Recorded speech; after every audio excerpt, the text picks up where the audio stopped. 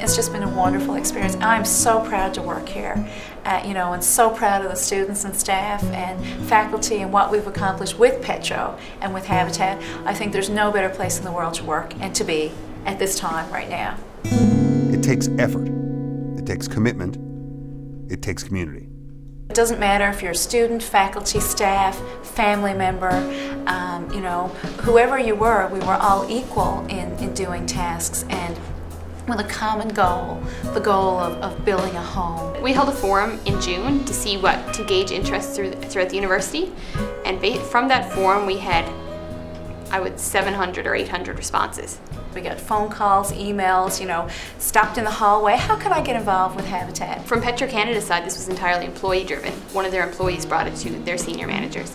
From Memorial side, it's completely student driven because I brought it to the university. We've got strong ties with Memorial. In fact, most of our employees are Memorial graduates, so we're really happy to wave the banner and go shoulder to shoulder with Memorial. Plus, they brought a lot more youth and energy to the build, and they could lift heavier things and that kind of thing. But and they brought a lot of enthusiasm. Nothing like a bunch of 20-somethings to get on a construction site and roll up their sleeves. They set a really good example for the rest of us. While Petro Canada provided $50,000 for this project, what we provided in resources from the facilities management people through to they wanted to have scaffolding one day. So I called Doug at the carpenter shop and I said, Doug, we need some scaffolding. And half hour later, the university van arrived and brought the scaffolding. It's a lot more than just money, though. I don't think that if you were to ask the 100 volunteers that we had from our employee base that contributed to the build, I suspect that not many of them even know that we contributed money, and that they, as well as us, feel that the biggest contribution we made was in terms of providing enthusiastic, energetic, and totally motivated employees to go and do something that they thought was worthwhile.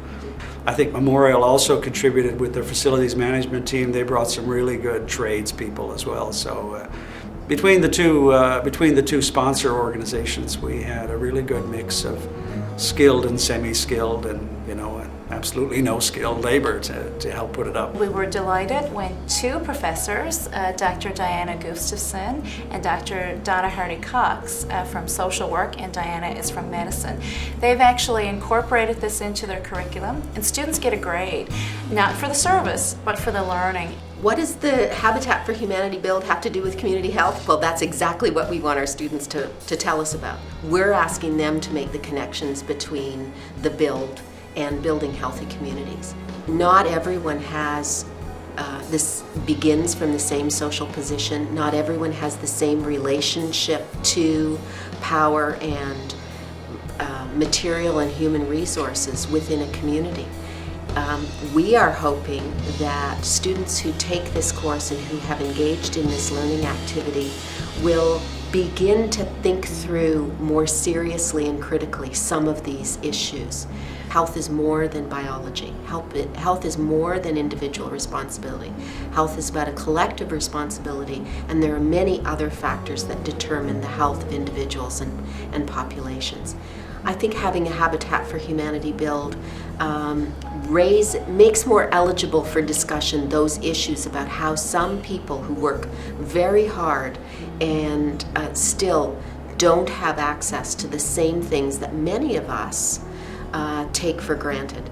To witness the enthusiasm, to have met the students in the hall just yesterday talking about how hard it was to be out there in the driving rain, laying the sod, cheering each other on, commending each other on the work that they had done, seeing them feel a real sense of accomplishment and connecting that in a really civic-minded way to the work that they had done and the lives that they were changing. This activity then allows students to make the connections between community health and building healthy communities. It has definitely changed me. I feel a lot more confident being able to, being able just the building side of things, I can actually do some of that now, whereas before my brothers still laugh at me, but they say, oh, you can't even hammer a nail.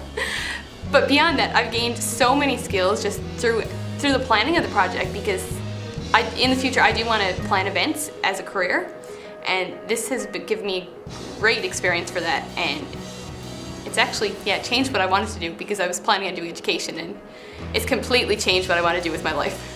A couple of us have volunteered to go back at Christmas time to actually help her decorate for Christmas. So we're not only building a house, we're building much more than that. And it's just exciting to be part of that, and overwhelming, exhausting, but a happy time and just a fun and learning time as well. I really like the analogy of a barn raising. I think it reflects the fact that we came together as a community. We brought together municipal leaders, provincial leaders, construction and commercial people, spiritual leaders. The pastor came and spoke at the opening and the dedication ceremony. So it truly was reflective of the old-fashioned barn raising, where we gather as a community to help out a deserving family. It all came together. Memorial University, people helping people.